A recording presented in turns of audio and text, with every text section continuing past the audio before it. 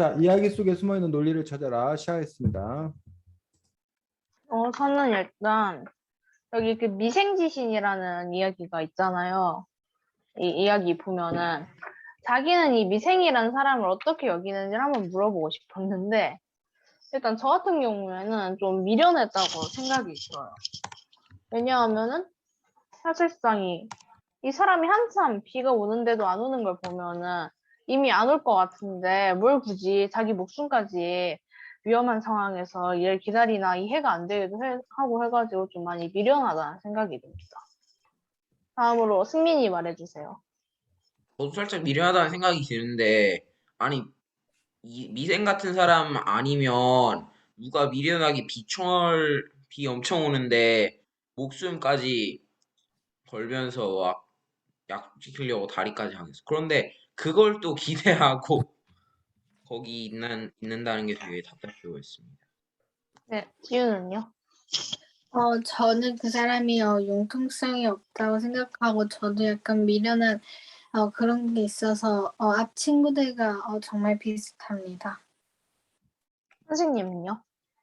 저 역시 뭐 마찬가지입니다. 특히 그 친구가 약속을 지키려면 살아있어야 약속을 지키는데, 자기의 목숨을 목숨을 잃음으로써 결국은 약속을 지키지 못했기 때문에 그런 점에서 더 큰 약속을 지키는 어떤 그런 길을 찾았어야 되는데, 그러지 않은 측면이 있어서 분명히 현명한 선택을 했다고 생각합니다. 그럼 다음으로 여기 뭐냐? 4대 우상이 있잖아요, 베이컨에. 자기는 이 4대 우상에서 어떤 게 가장 인상 깊었는지 그걸 물어보고 싶었는데 저는 일단 시장의 우상이 가장 인상 깊었어요. 왜냐하면 약간 여러 막 골룸이나 도깨비, 포켓몬스터 이런 애들이 진짜 존재한다고 믿는다 이런 게 사실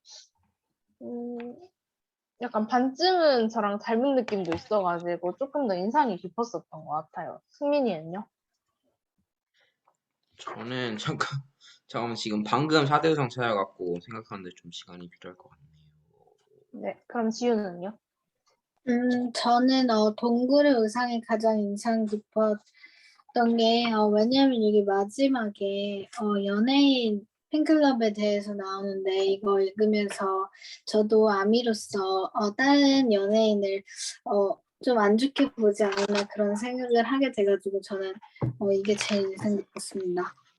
네, 다음으로 선생님은요?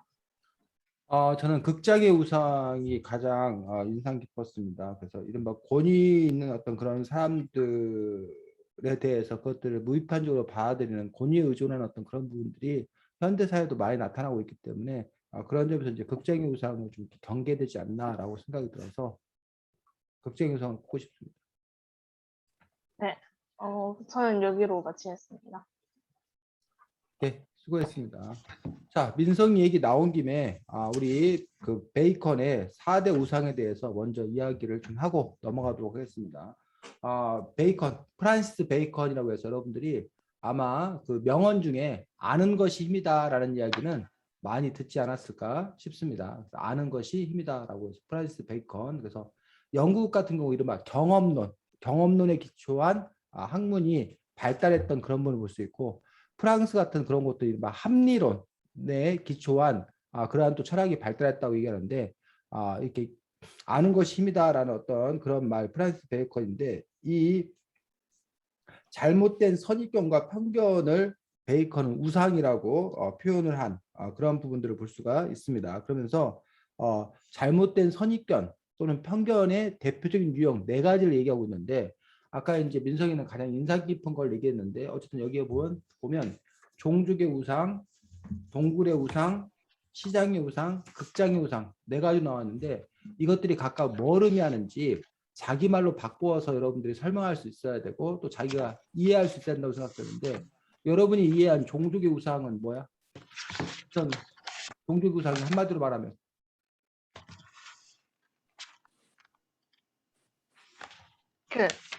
자기가 직접 겪은 게 진짜라고만 우기고 다른 사람이 생각 같은 걸 다 틀렸다고 하는. 그래? 종족의 우상이? 승민이는? 아니 실수. 인간이란 종족에서 오는 선입견과 편견. 그게 뭔 말이야? 예를 들면.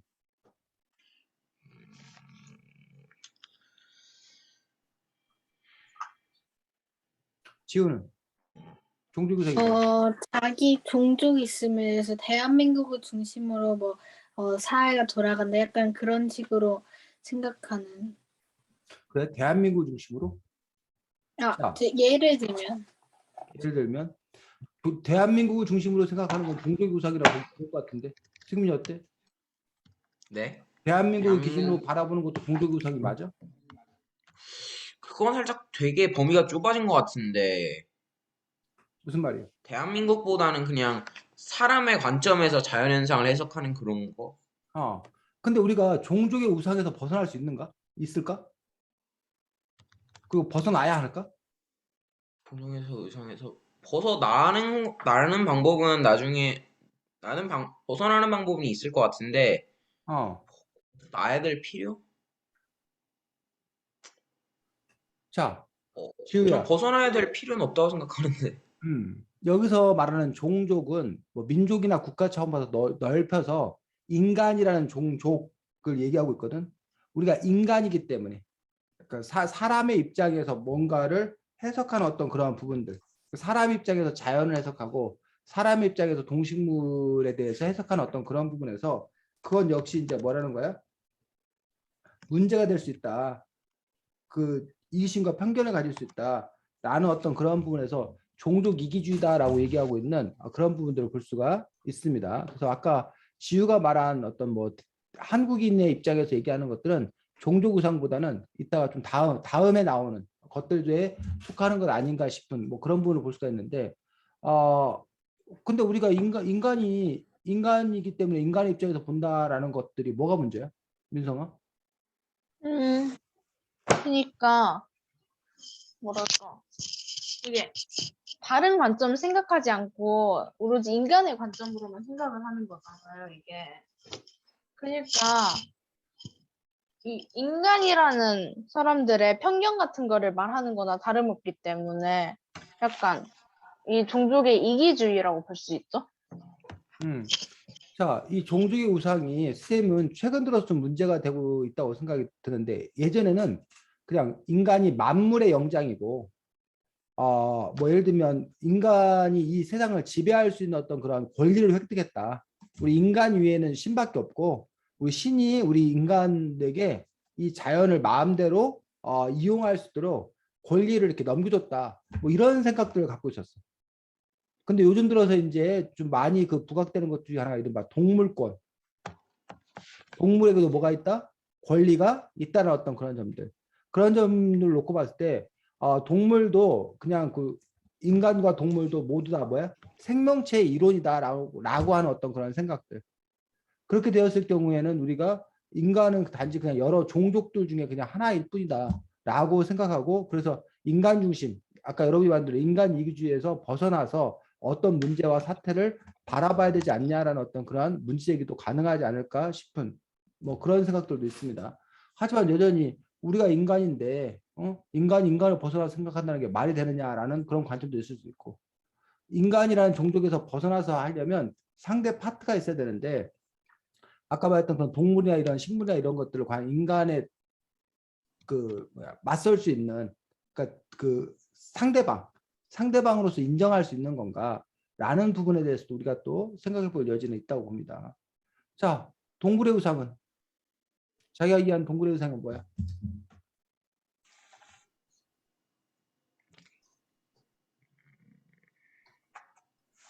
개인주의. 개인주의? 또 개인 의기주의를 뜻하니까 개인주의. 또 다른 사람 동굴의 우상은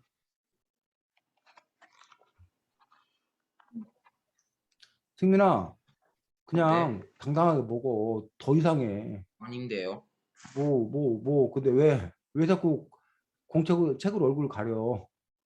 그냥 당당하게 아닌데요. 해.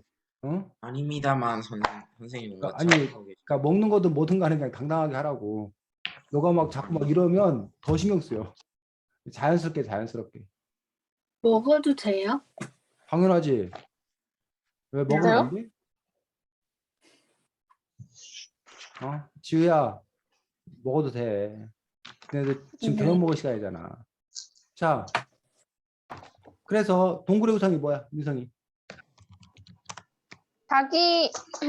자기가 경험한 것만 진짜라고 우기고 다른 사람이 생각 같은 건 다 틀렸다고 부정하는 거. 여기 보면 동굴의 우상은 인간 개개인의 성격, 버릇, 지식 수준, 생활 환경의 처지에서 비롯된 편견을 말한다라고 얘기하고 있는 것도 볼 수가 있습니다. 그럼 종족의 우상과 동굴의 우상을 비교하면 어떻게 될까? 종족의 우상과 동굴의 우상을 비교하면 종족은 약간 음, 인간이라는 전체에서 음, 생각하는 시점이라면 이 음. 동굴의 우상은 살짝 개개인의 시점? 그렇지. 그래서 종족의 우상과 동굴의 우상의 어떤 그런 차이는 전체와 그 부분이라고 볼 수 있는 것들을 볼 수 있습니다. 그래서 우리가 여기에 보면 우물안 개구리. 그래서 우물 속에서 우물안 개구리는 우물 그 위에를 통해서 본 하늘이 전부의 하늘이라고 생각하는 거죠. 마찬가지로 동굴의 우상도 마찬가지로 동굴 안에서 이렇게 입구를 통해서 바라본 것만 전부라고 바라보는 그런 부분에서 이제 문제다라고 얘기하고 있는 것들을 볼 수가 있습니다. 동굴의 우상. 자, 그다음 시장의 우상은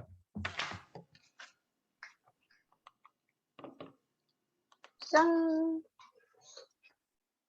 왜 시장의 우상이야? 시장의 우상은 뭐고 왜 이름이 시장의 우상일까? 네. 시장의 우상은 살짝 만화 영화 속이나 전래동화 속에 등장한 귀신, 도깨비, 아니면 뭐 포켓몬스터, 엘프 이런 게 진짜로 존재한다고 믿는 그런 거고, 이 시장의 우상인 이유는 시장에는 많은 말들이 오가면서 소문이나 과장 같은 게 끊일 일이 없으니까 이게 베이컨이 뭐라 해야 되지?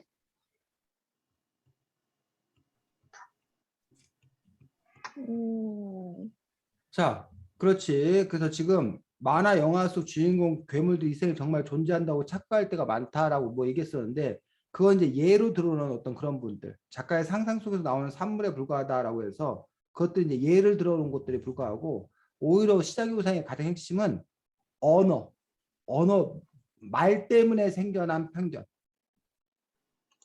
언어 때문에 생겨난 그런 편견이고 근데 왜 이름을 시장의 우상이라고 정했냐? 시장이 많은 사람들이 모여서 떠들썩하다는 얘기예요. 많은 말들이 오고 가는 곳이기 때문에 이름을 시장의 우상이라고 붙인 거예요. 이해가? 시장의 우상이라고 붙인 이유는 사람들이 많아서 거기에 말이 많다는 말. 사람들이 주고받는 말이 많다라는 거야.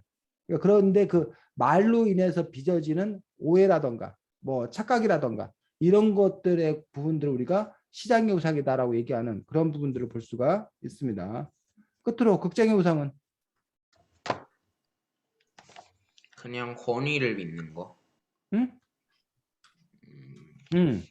무슨 말이에요? 권위를 믿는다는 게.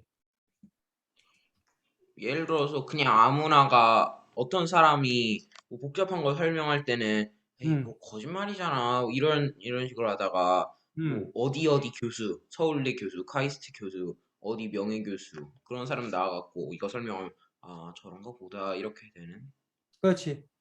그 사람의 말의 내용을 보는 것들이 아닌데 말의 내용을 믿고 판단하는 것들이 아니라 누가 한 말인가라는 어떤 그러한 그 사람의 권위를 기준으로 그 받아들일 건가 받아들이지 않을 건가를 판단하는 어떤 그런 문제들에 대해서 이야기하고 있는 것들이 바로 지금 극장의 우상이라고 얘기하고 있는 것들을 볼 수가 있습니다. 그래서 이러한 편견에 빠지지 않도록 조심해야 된다라는 어떤 그런 부분들을 볼 수가 있습니다. 그래서 주의할 점은 그래서 권위를 부정하라는 얘기가 아니야.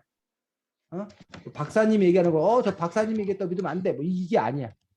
박사님이라는 그 권위자의 의견을 물론 존중해야겠지만 동시에 아무리 박사님이 얘기했다 하더라도 그 말 자체가 과연 옳은 말인지 그런 말인지를 판단할 수 있어야 된다라는 그게 오히려 더 그 핵심인 그런 부분들을 볼 수가 있습니다. 그래서 우리가 판단하는 것들이 혹시 그냥 인간이란 종족의 관점에서만 바라볼 때 그런 건 아닌가? 혹은 내 주관적인 경험에서 그런 것은 아닌가? 또 혹은 그 말이라는 것 자체에서 빚어지는 오해는 아닌가? 아니면 어떤 권 있는 사람들의 이야기 때문에 내가 무조건 믿고 따른 것은 아닌가? 라는 부분들에 대해서 의심해 보라는 거예요. 그리고 옳고 그름을 따져보라는 거예요. 그럴 때 우리가 편견에서 벗어날 수 있다라고 이 프란시스 베이컨은 제언하고 있는 것들을 볼 수가 있습니다. 자, 승민이 진행하겠습니다. 저 네. 잠깐만요. 잠깐만 그래. 한 가지 그 민성이가 잠깐만 한 김에 생각나서 얘기하겠습니다. 또 민성이 아까 또 뭐에 대해서 얘기했냐면 미생지신에 대해서 얘기했어. 미생지신. 그래서 미생지신은 한자 성어이지 네 글자니까 사자성어기도 하고 스토리가 있어. 그 이야기가 비롯된 그 고사가 있기 때문에 이거를 고사성어라고도 합니다. 그래서 긍정적인 의미는 목숨을 걸고서라도 약속을 지키는 어떤 그 신의의 사나이, 신의의 인물이기 때문에 미생지신이라는 의미가 있고 또 하나는 융통성 없이 고지식하게 무조건 약속을 지키는 사람들의 어리석은 의미라는 의미로 부정적인 어떤 그런 의미가 있습니다. 자, 그런데 미생지신에서 그 미생이라는 말은 또 전혀 다른 뜻으로 써요. 혹시 바둑 두는 사람 있어? 바둑? 바둑 두는 사람? 저 예전에 잠깐 해봤어요. 그래. 바둑 용어 중에 미생이라는 용어가 있대. 선생님은 바둑을 안 두는데 바둑을 못 두고 뭐 두지 않는데 바둑에서 그 대마가 있다는데 대마 따위가 아직 완전하게 살아있지 않은 어떤 그런 상태. 집이나 대마가 아직 완전하게 자리 잡기 전 그 저도 상태를 보고 몰라요. 저도 몰라요 이거. 뭘 몰라? 그거 용어 모르는데. 그래서 그 미생이라는 어떤 그런 분이 있는데 그래서 여러분들 아마 기저귀 차고 아장아장 걸어다니는 무렵이라든가 아니면 여러분 태어나기 전이었는지 모르겠는데 미생이라는 드라마가 한국 사회에 아주 인기가 있었어. 어떤 그 기업의 신입사원들이 그 회사에 적응해가는 어떤 그런 과정들. 그때 이제 그 회사 사원 신입사원들을 보고 미생이라 불렀어. 그러니까 아직 그 풋내기 어떤 그런 그래서 아직 자리 잡지 못하고 그 사회에 그 안착하지 못한 아주 그래서 이제 갈등도 많고 고민도 많고 흔들리기도 하는 어떤 그러한 존재들 우리가 미생이라고 얘기했었는데 이 미생지신의 그 의미와는 전혀 다른 어떤 그런 의미로서 그 초보자, 초심자 뭐 이런 의미로서 이제 미생이라는 말이 쓰인다는 것들 함께 여러분들이 알아두었으면 좋겠습니다. 자, 승민이 진행하겠습니다. 68페이지에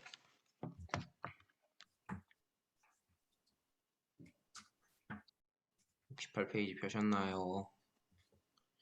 68페이지에 구술 시험에서 생명이 먼저인가 메달이 먼저인가 그게 나오는데 그거 질문하고 싶었습니다. 만약 저라면 그래도 생명을 구했을 것 같습니다. 왜냐하면 그 어디 사진전 같은 데 가보니까 사진 작가가 뭐였지? 되게 죽기 직전에 아이를 퓰리처상 그거. 사진전이었는데 구하지 않고 사진 찍었다고 사람들이 그때 엄청 비난했다는 그런 이야기가 나오던데 여기에서도 안 구하고 메달 받으면 메달 받았어도 이걸 욕먹을 것 같아서 전 사람을 좋아할 것 같습니다. 다음으로 민성이 말해주세요. 저기요. 민성아? 민성. 네. 저는 이게 하나 진짜 중요한 게 이게 만약에 이 사람의 목숨을 살린다면은 분명히 되게 좋은 일이긴 하지만 아무리 요트라고 해도 되게 열심히 훈련을 하고 이 선수로 선발돼서 올림픽 그것도 경기가 아니라 그냥 올림픽인데 힘들게 노력을 해왔는데 여기에서 올림픽에서 이걸 한다는 게 사실 되게 상황이 되게 힘들어 보여요. 제가 보기에는 뭘 결정하기가. 근데 하나 결정하면 일단은 저는 구하는 쪽을 했을 것 같아요. 왜냐하면 여기에서 만약에 우승을 하더라도 이 사람을 구하지 않았다고 그냥 위험한 사람을 무시하고 지나친 1등 이딴 식으로 기사도 붙을 것 같고 사람 살리는 게 일단 먼저일 것 같아요. 네, 다음으로 지유 말해주세요. 네, 이 생명과 메달에는 생각할 게 없이 그냥 바로 생명을 택할 것 같습니다. 왜냐면 메달은 올림픽에서도 많이 딸 수 있는데 생명은 일단 하나뿐인 거잖아요. 그리고 당연히 메달보다는 생명을 먼저 생각하는 인간도 생물인데 저는 생명을 먼저 택할 거고 그게 당연한 거라고 생각합니다. 네. 네, 그러면 선생님 말해주세요. 뭐 저도 생명을 구하는 거에 우선해서 당연히 해야 된다고 생각을 합니다. 다만 메달을 선택한 사람이 있다 하더라도 저는 그 사람들을 비난할 수는 없다고 생각합니다. 그 이유는 요트 경기장 같은 경우에 기본적으로 그 안전 요원들 이런 사람들이 이렇게 배치가 돼 있기 때문에 그런 점에서 이런 사고가 발생되었을 때 안전 요원들이 투입되어서 그들을 구한다거나 뭐 이런 일들이 벌어질 거라는 어떤 그런 부분들, 특히 올림픽 같은 어떤 그런 중요한 경기면 그러한 점에서 좀 철저하게 되어 있지 않을까. 그리고 이제 뭐 구명조끼라든가 이런 것들이 있지 않을까라고 생각되기 때문에 뭐 자기 경기에 충실한 거기 때문에 그들을 향해서 그 비난을 쏟기에는 좀 어렵지 않나라고 생각합니다. 하지만 그럼에도 불구하고 저의 선택은 역시 경기를 멈추고 일단 그 사람을 구하는 게 더 우선 아니겠는가라고 생각합니다. 네, 그럼 저 여기서 마치겠습니다. 네, 수고했습니다. 다음 지우. 일단 첫 번째는 190쪽에 개고기에 대해서 나왔는데 자신이 생각하기에 개고기는 이게 그냥 문화적 편견이라고 생각하는지 아니면 정말로 이건 좀 끔찍한 그런 거라고 생각하는지에 대해서 말해보고 싶었는데 저는 학교에서 편견을 가지면 안 되고 문화를 존중해야 된다고 하긴 하는데 저는 강아지를 좋아하다 보니까 이런 걸 보면은 감정적으로는 좀 안 좋게 생각하는 것 같습니다. 그다음 승민이 말해주세요. 또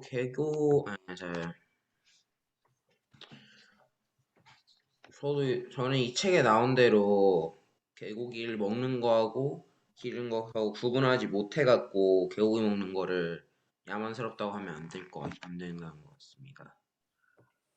네, 그다음 민성이 말해주세요. 음, 지우랑 비슷한 것 같아요. 네, 그다음 선생님 말씀해 주세요.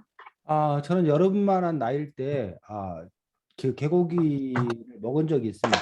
그 개고기로 국을 끓여가지고, 게를 잡아서 개고기로 국을 끓여서 집에서 국을 끓여줘가지고 그걸 먹었던 적이 있는데, 뭐 다행인지 불행인지 모르겠지만 별로 맛이 없어서, 그래서 비위에도 별로 그 맞지가 않아가지고, 그 다음부터는 개고기국을 거의 먹지 않는, 그런 부분들을 볼 수가 있습니다. 그렇지만 저는 개고기를 먹는 사람들에 대해서 비난하고 싶은 생각도 전혀 없습니다. 뭐 그냥 그거는 그냥 각자의 어떤 그런 그 뭐라고 해야 되나 뭐 생각, 취향 뭐 이런 거의 문제이지 그것들이 뭐 이렇게 비난의 어떤 그런 문제는 아니라고 개인적으로는 그렇게 생각을 합니다. 다만 굳이 다른 대안이 있는데 굳이 그걸 찾아먹을 이유가 있을까라는 부분들에 대해서 그럴 이유는 없다고 생각이 들어서 권하지 않고 하지만 뭐 꼭 먹어야겠다는 사람들한테서 굳이 말릴 이유도 없다고 생각합니다. 그 정도 입장입니다. 제 입장. 네.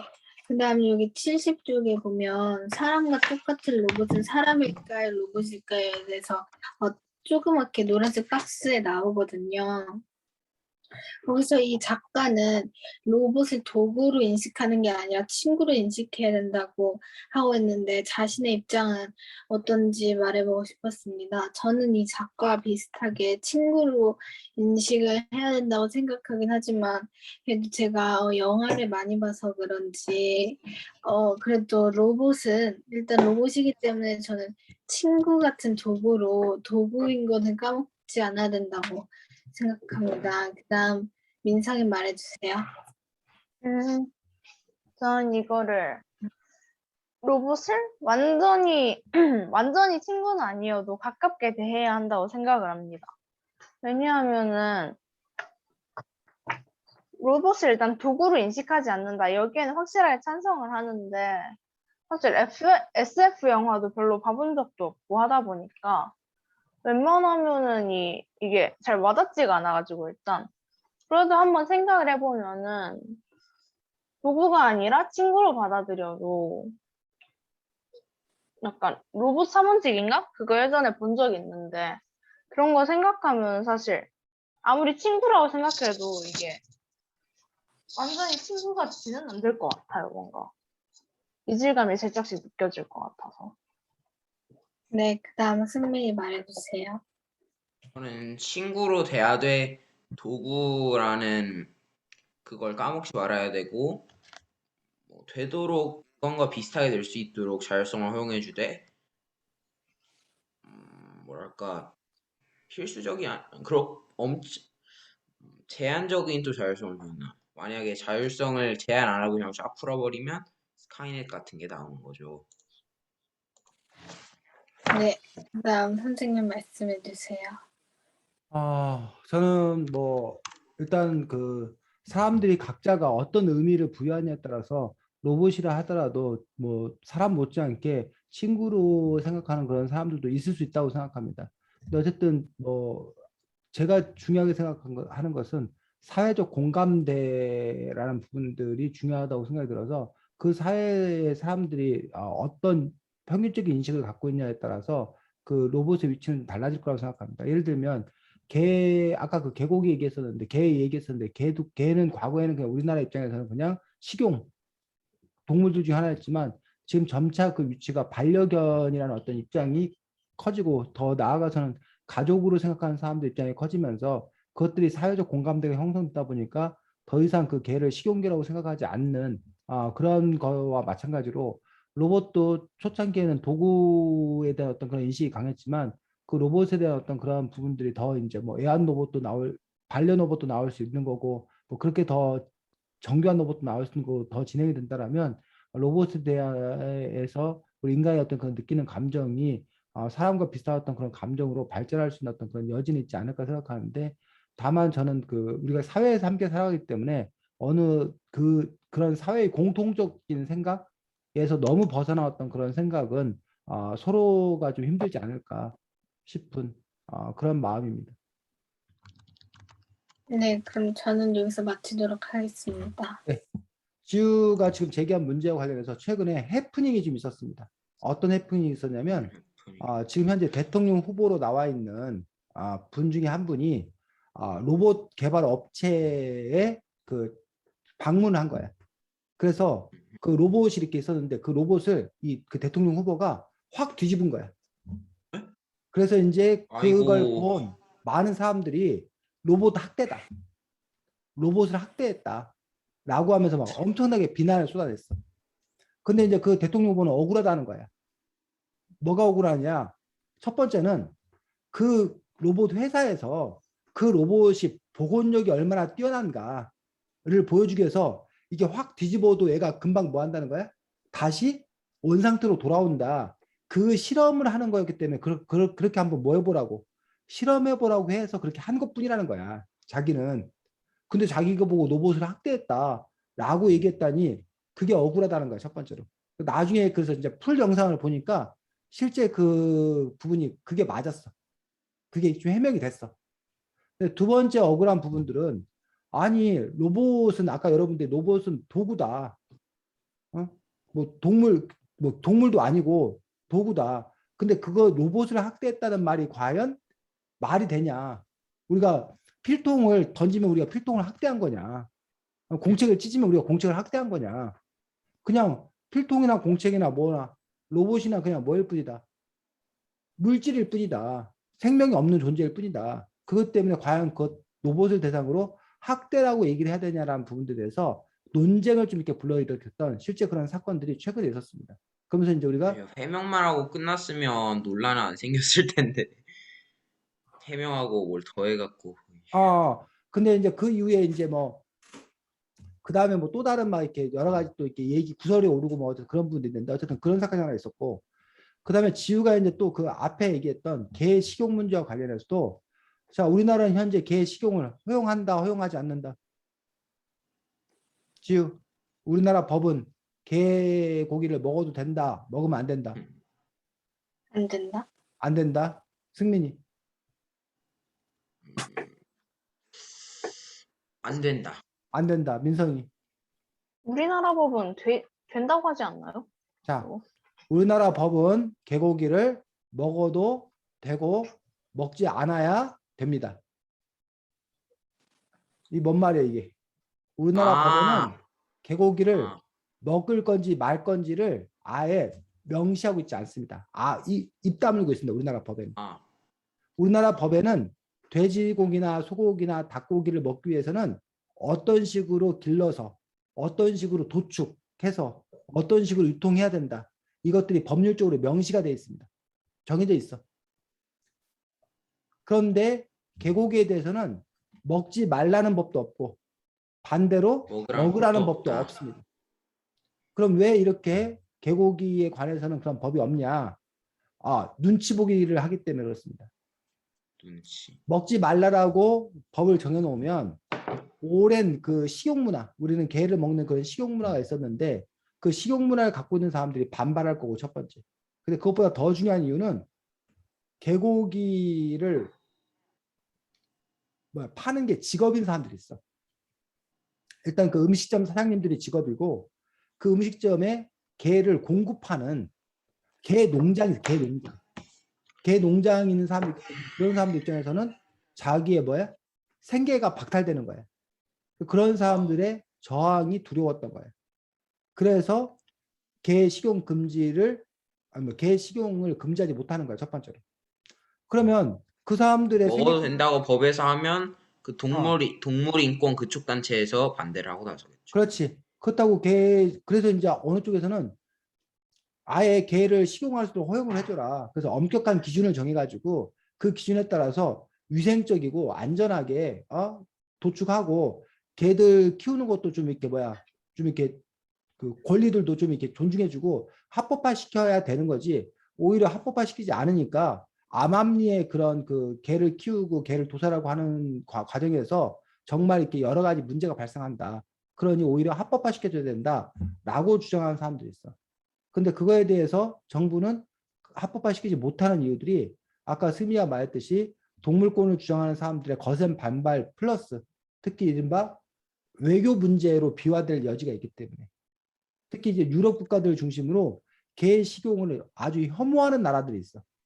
그러니까 그런 나라들이 이렇게 그 우리나라가 개 식용 문화를 저게 인정했을 때 외교적으로 그것들을 실질적으로 이렇게 어필 문제 삼을 어떤 그 여지가 있기 때문에 그리고 이제 그 다른 나라에 대한 우리나라의 이미지 이런 부분들 국가적 이미지 이런 부분들을 고려해 가지고 개 식용을 허용하지도 못하는 어떤 그런 아주 그 모호한 입장에 있는 것들을 볼 수가 있습니다. 그런데 최근 들어서 문재인 대통령이 몇 개월 전에 이제 우리 사회도 개 식용을 금지할 때가 되지 않았느냐라고 조심스럽게 그 논의를 얘기를 했고 그러면서 이제 사회적인 공감대가 개 식용 금지 쪽으로 지금 흘러가고 있는 어떤 그런 상황인데 아직까지는 그것들이 법제화되고 있지 않는 어떤 그런 상황이고 또 그랬더니 이번에 대통령 후보 중에 한 분이 자기는 그 반려견을 키우고 고양이도 네 마리인가 이렇게 키우는 대통령 후보인데 그 대통령 후보가 이런 발언을 했어. 그런데 식용개는 따로 키우지 않나요? 그래서 식용개를 에 대해서 허용적인 입장을 취하는 바람에 또 많은 사람들한테 또 비판을 받았던 그런 경우가 있습니다. 그래서 그러니까 그분의 입장은 반려견은 반려견이고 식용개는 식용개다, 별개다라고 주장을 했던 거고 그거에 대해서 이제 상대방 후보는 태어날 때부터 무슨 식용개가 따로 정해져 있냐, 무슨 신분사회도 아니고 개들도 뭐 운명이 따로 정해져 있는 거냐라고 하면서 이제 또 이렇게 비판을 했던 그런 분도 있기 때문에. 아직까지는 우리 사회가 그 부분에서 이제 완전한 합의를 이루기는 조금 안 된 어떤 그런 상태들. 근데 어쨌든 그 개 먹는 문화가 옛날에는 그 복날, 그 초복, 중복, 말복. 승민아, 네? 심하지 않냐 좀? 응? 어떤 거가요? 뭘 어떤 거가 그러겠어.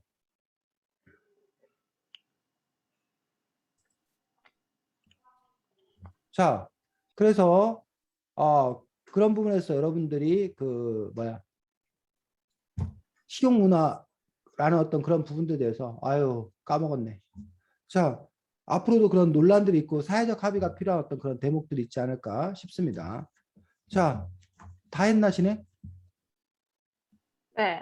네. 자, 그래서 여러분이 32, 33쪽 보면 이 책은 이야기 속에 숨어 있는 논리를 찾아라라고 해서 선생님 개인적으로는 이 책이 마음에 드는 부분도 있었고 마음에 들지 않은 부분도 있었습니다.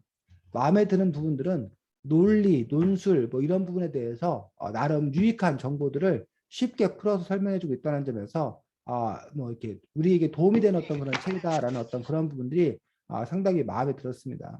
마음에 들지 않은 부분은 논리 논술만 집중했더라면 더 좋았을 걸.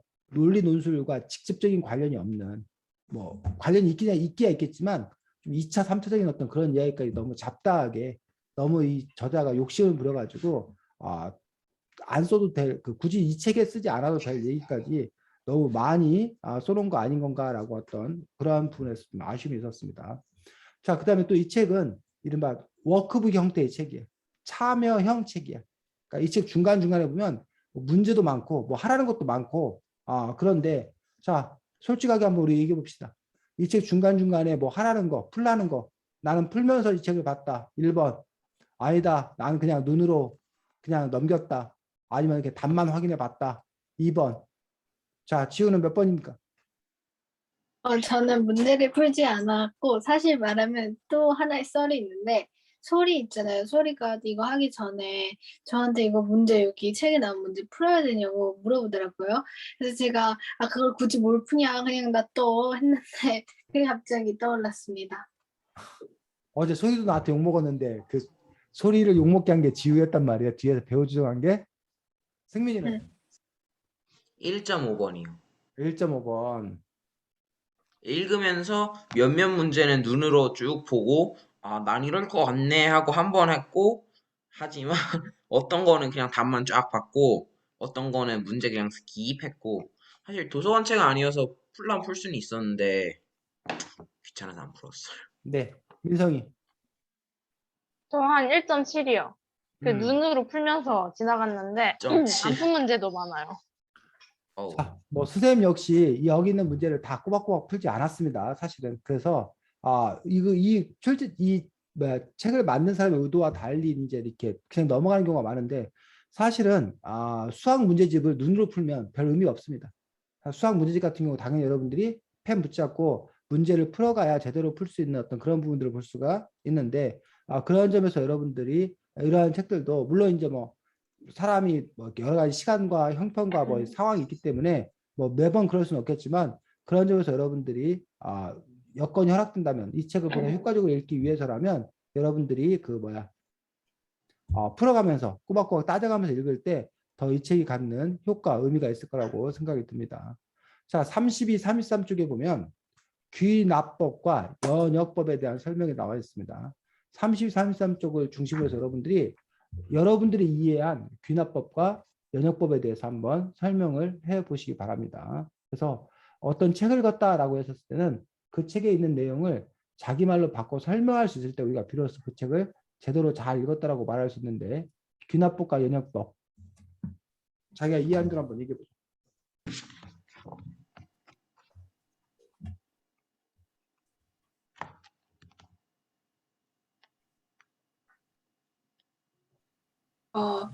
귀납법은 제가 이해한 대로는 어떤 대상이 있고 대상 여러 명이 똑같이 공통점을 나타냈을 때 그거를 사실이라고 말하는 것 같고 영역법은 사실을 알고 그 사실의 영역법은 다시 한번 생각해 보겠습니다. 그렇지. 그럼 지우가 귀납법에 한번 예를 들어봐. 이 책에 나와 있지 않은 걸로.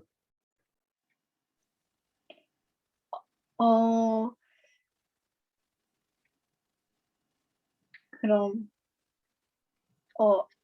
저 잘 모르겠어요. 이따 생각나면 한번 예를 들어봐. 또 민성이 네. 뭐? 그 살짝 보충하면은 해.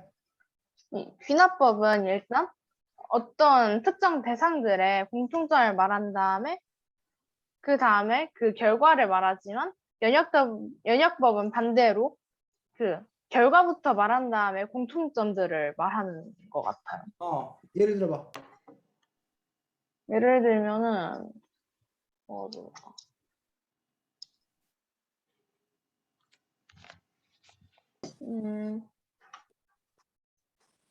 약간 귀납법으로 해보면은 살짝 해. A4 용지 1, A4 용지 2, A4 용지 3, A4 용지 4는 각각 모두 찢어졌다. 이들은 모두 종이다. 그러므로 모든 종이는 찢어질 수 있다. 약간 이런 식으로 갈 수 있을 것 같아요. 그렇지. 지금 민성이가 귀납법에 대해서 잘 이해하고 있는 것들을 볼 수가 있습니다. A4 용지 1번 A4 용지도 찢어진다. 2번 A4 용지도 찢어진다. 3번 A4 용지도 찢어진다. 뭐 그런데 이것들은 다 종이이다. 그러면 종이는 찢어지는 성질을 갖고 있다라는 그러한 구체적인 경험으로부터 일반적인 원리를 끄집어내는 어떤 그런 방식들. 우리가 그런 것들을 보고 귀납법이라고 얘기를 합니다. 잘 얘기했습니다. 자, 그럼 연역법은? 연역법으로 똑같은 걸 예를 들어보면은 어. 종이는 찢어진 성질을 가지고 있다. 1번 종이, 2번 종이, 3번 종이, 4번 종이는 모두 종이이다.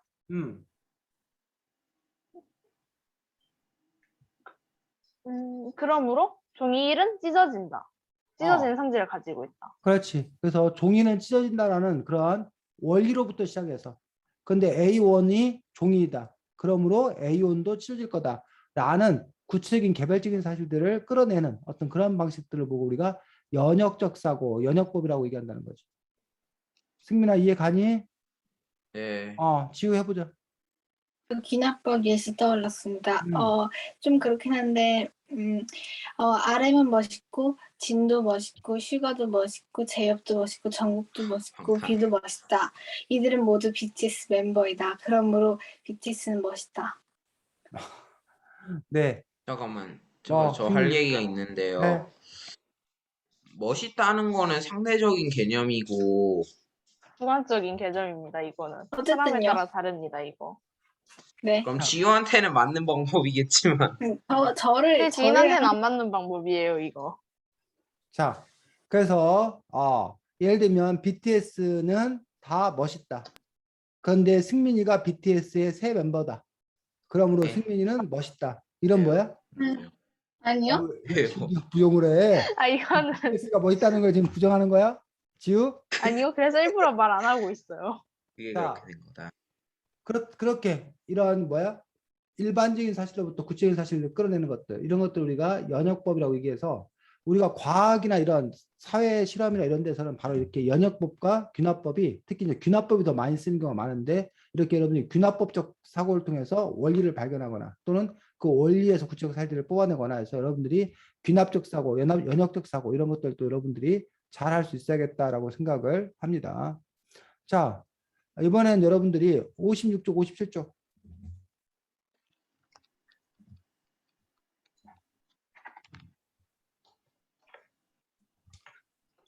저 이거 나는- 오빠한테 퀴즈 냈더니 오빠 앞에 1, 2, 4번만 듣고 바로 맞췄어요. 아유, 그래, 대단하네. 그래서 나는 무엇일까요? 라고 해서, 나에 대해서 이렇게 설명을 해가는 어떤 그런 과정들이 있는데, 원래 이거를 할 생각을 잠깐 했었는데, 우리가 시간 관계상 나는 무엇일까요? 답이 나와 여러분이 있어요. 다음 주에, 아니, 답이 나와 있는데, 여러분이 다음 주에 여러분이 문제를 한번 내보라고. 답을 바꿔서요? 나는 무엇일까요? 라고 해서, 나를 여러분이 뭐로 정한 다음에, 여기 있는 게 아니라, 이 문제를 나는 잘생긴 남자입니다. 나는 이거 너무 지구의 주관적인 열광적 표현입니다. 지지를 받고 있습니다. BTS요. 나는 전 세계에 많은 팬을 갖고 있습니다. BTS. 나는 노래를 잘합니다. 나는 춤 실력이 BTS 뛰어납니다. 보컬. 나는 많은 돈을 벌고 있습니다. 뭐 이런 식으로 이렇게 쭉 해서 나는 누구일까요? 이런 식으로 하는 어떤 그런 부분들이지. 선생님. 답이 그럼- 선생님이야? 그렇군. 할 말이 있어요.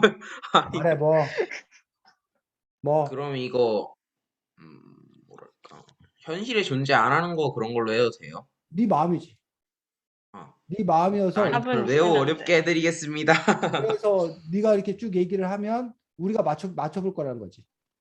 네. 승민이가 나는 뭐뭐인데 나는 뭐인데 설명하면 우리가 한번 맞춰 볼 거라는 거지. 그래서 어쨌든 여러분들이 우리가 지금 여기서 시간이 별로 그래서 못하지만 이렇게 어떤 사물에 대해서 여러분들이 여러 가지 방식으로 설명하는 것들도 상당히 중요한 또 여러분들이 사고의 훈련이기도 하고 글쓰기 연습이 될 수도 있습니다.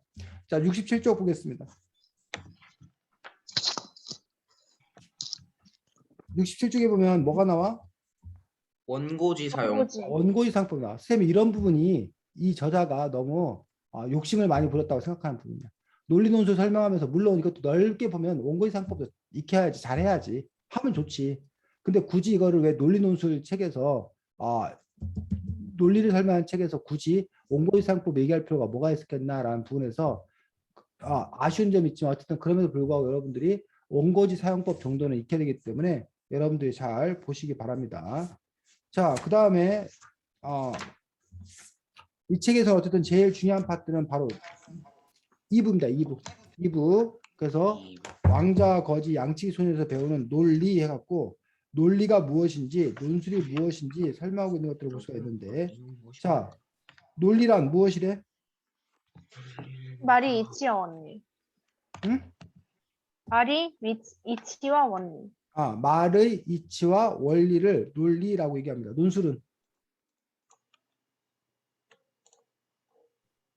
논술은 뭘 보고 논술이래? 논술은 자기 주장을 상대방에게 효과적으로 주장해서 상대방을 설득하는 글. 논술은 기본적으로 주장을 펼치는 글이고 설득을 하기 위한 어떤 그런 글들입니다.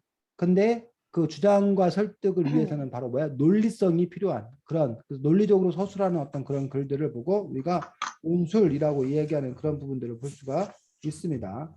그래서 여러분들이 논리에 대해서 잘 알기 위해서 몇 가지 여러분들이 알아야 될 어떤 그런 부분들이 있는데 그 부분들이 바로 84쪽에 제일 먼저 설명이 나온 뭐?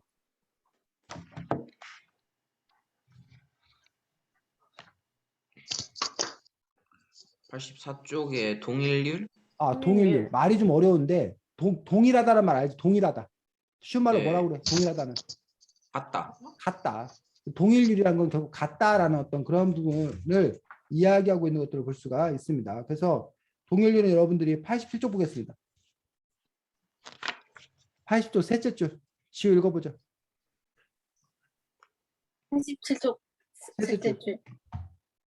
대개 한 번 사용한 말은 같은 뜻으로 사용해야 한다는 것이 논리학의 기본 법칙인 동일률입니다. 동일률은 땡땡은 무엇이다는 긍정 판단의 기초가 됩니다. 요걸 여러분 요 말을 여러분 이해하는 것도 중요하다는 거예요. 그래서 그 토론할 때도 그 마찬가지고 논술할 때도 마찬가지고 언어의 정의가 아주 중요해. 그 예를 들면 내가 안경이라고 했으면 그 안경을 우리 모두가 다 같은 안경이라고 생각한단 말이에요. 그래서 야 안경 깨져. 그러니까 조심해야 돼. 라고 말했는데 뭔 소리 하는 거야. 안경이 왜 깨져? 안경은 안 깨지는 거야.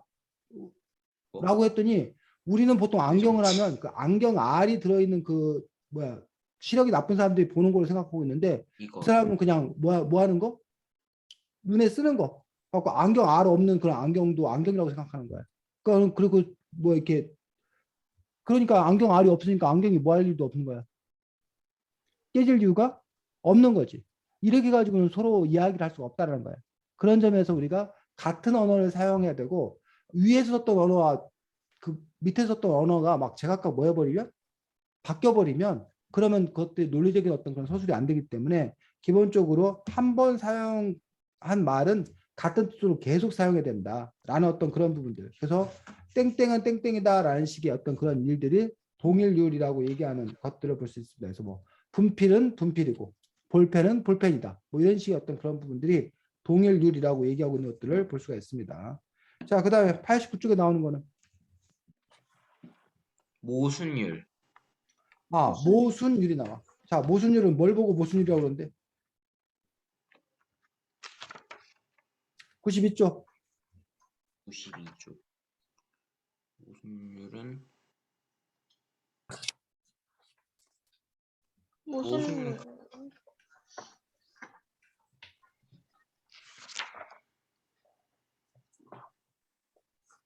모순율은 땡땡은 아니다라는 부정 판단의 기초다. 아까는 동일률은 동일하다. 긍정 판단 어떤 그런 기초가 되는데 동일률의 어떤 반대되는 상황이 바로 모순율이라고 얘기하고 있는 그런 부분들을 볼 수가 있습니다. 그래서 여기서 거지는 왕자가 아니다. 뭐 이런 식으로 뭐뭐는 뭐뭐가 아니다라는 어떤 뭐뭐는 뭐뭐가 아니다라는 식의 어떤 그런 부분들이 부정 판단의 기초고 자, 이 모순율은 같은 시간, 같은 장소라는 제한점이 있습니다라고 했는데 같은 시간과 같은 장소의 범위에서만 그것들이 맞는 거지 그 시간과 장소를 벗어나게 되면 그것들이 때로는 뭐한 것이 될 수 있다? 틀린 것이 될 수 있다는 거야. 예를 들면 우리 여기 4명이 모여 앉아 있는데 여기서는 지금 선생님이 제일 뭐야? 나이가 많다. 이 선배가 제일 나이가 많다. 라는 말이 맞는 수 있잖아. 근데 이 말들이 때로는 뭐라는 거야? 선생님이 경로당 가면 이 선배가 나이가 제일 많다라는 말이 뭐해?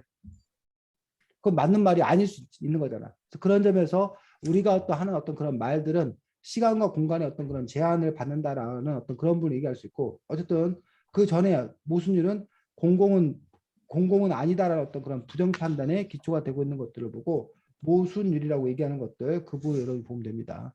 자, 그 다음에 93쪽에 뭐 나와? 배중률이요. 자, 배중률은 뭐야? 모든 사물은 어떤 성격을 갖거나 갖지 않거나 둘 중 하나. 그렇지. 같거나 같지 않거나 여기서 톰은 왕자이거나 거지다라고 했는데 이 왕자이거나 거지다란 말은 세 가지 경우가 맞고 한 가지 경우가 틀립니다. 첫 번째, 톰이 왕자일 수 있어. 두 번째, 톰이 뭐일 수 있어? 거지일 수 있어. 세 번째, 톰이 둘 다 왕자이면서 아닐 수. 동시에 거지일 수 있어. 어. 요 세 가지는 맞아. A, O와 B하면 A도 맞고 B도 맞아. 또는 A, B를 합쳐도 맞아. 근데 아닌 것은 이 톰이 왕자도 아니면서 거지도 아닐 수는 없다는 거예요. 이해가? 나 네. 짜장면 또는 짬뽕 먹고 싶어. 그 말은 이 사람한테 뭘 갖다 줘도 되고 짜장면 짜장면 아니면 갖다 줘도 짬뽕. 되고 짬뽕 갖다 줘도 짬뽕을 되고 갖다 줘. 짜장면 짬뽕 둘 다 갖다 줘도 돼. 근데 뭐는 안 돼? 탕수육. 아니, 뭐 탕수 갖다 주면 당연히 안 되고 짜장면 짬뽕 둘 다를 안 갖다 주는 건 안 돼. 둘 중에 최소한 하나는 또는 둘 다를 갖다 주는 것이 가능한 것 이런 걸 보고 배중률이라고 한다는 거지. 됐니? 자, 끝으로 하나 더 네. 나왔나? 99쪽에. 봅시다. 충족 이연율. 충족 이유율. 말이 좀 어려운데 충족하고 이유율. 그러니까 율은 이제 규칙 이런 뜻이야. 충족 이유율은 뭐야? 모든 것들이 존재하기 위해선 나름의 이유가 있다. 그렇지. 모든 모든 것. 것들이 존재하기 위해서는 나름의 이유가 있다.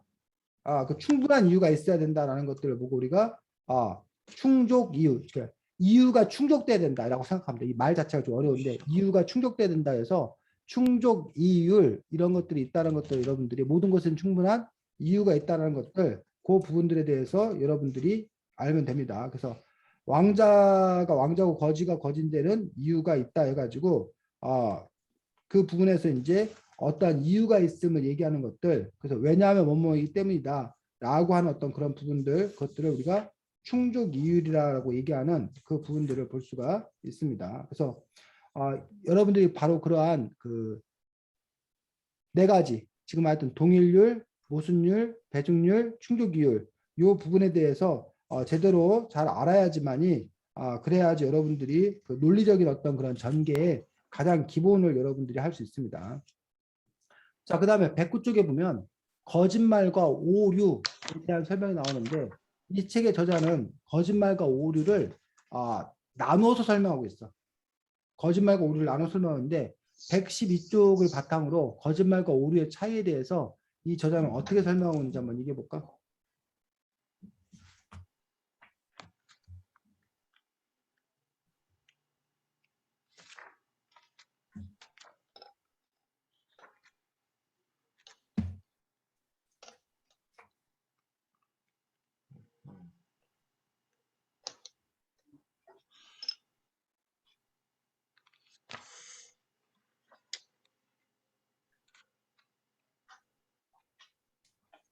거짓말과 오류의 차이.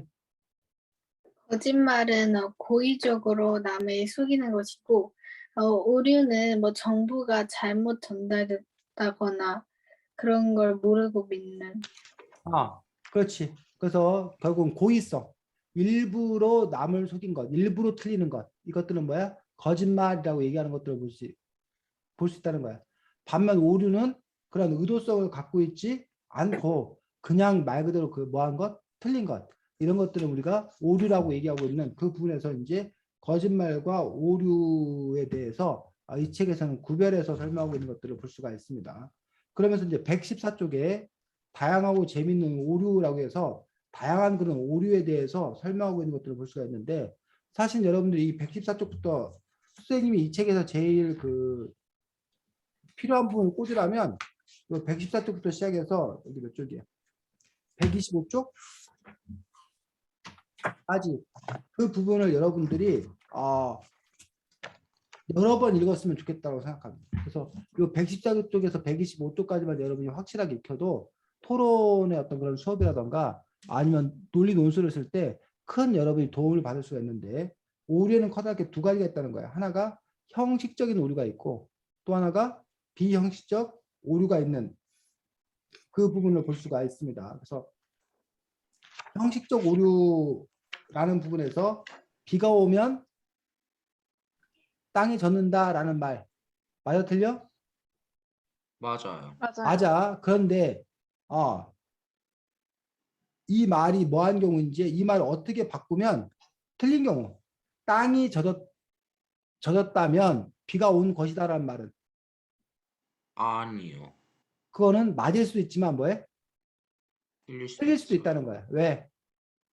그냥 물 한 번 부어도 땅 젖는데 그렇지. 물 부은 게 비가 땅이 젖으면 비가 왔다는 것이다라는 부분에는 땅에 젖을 수 있는 여러 요인 중에 하나에 불과하기 때문에 그 역은 이렇게 성립하지 않는다. 이런 부분들에 대해서 이렇게 얘기하고 있는 것들이 이런 형식적 오류에 대해서 설명하고 있는 것도 볼 수가 있습니다.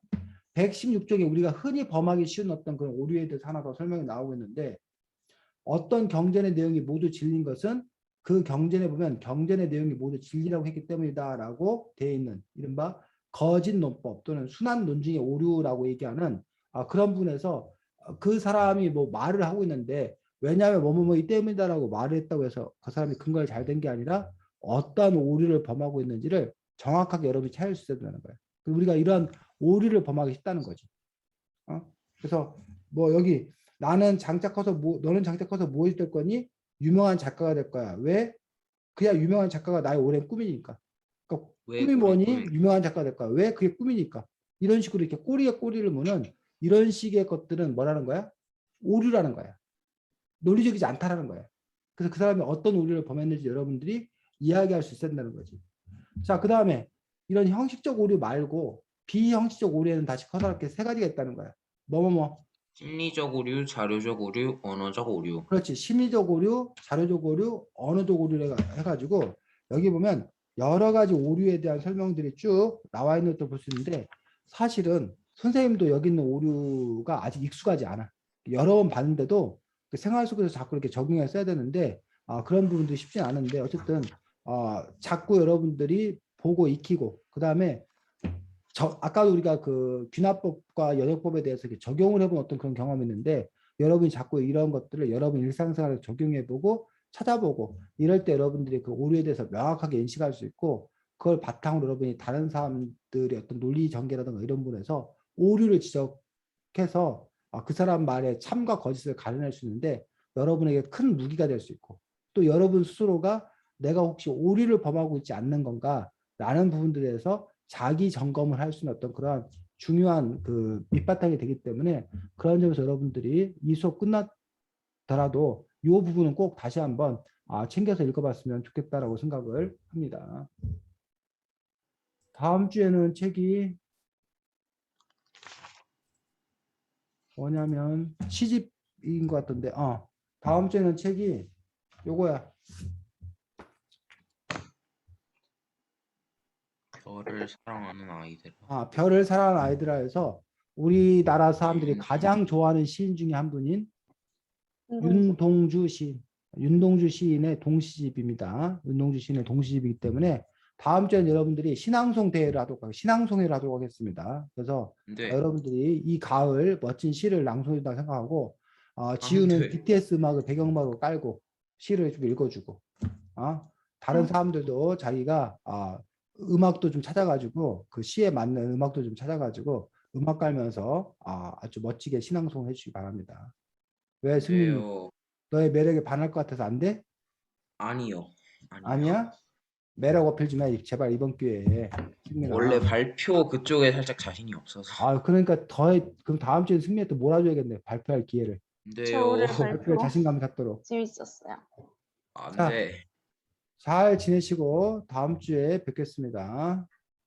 수고했습니다. 민성이한테 그거 해먹은 게 이렇게 돌아온 네, 거구나. 안녕히 계세요.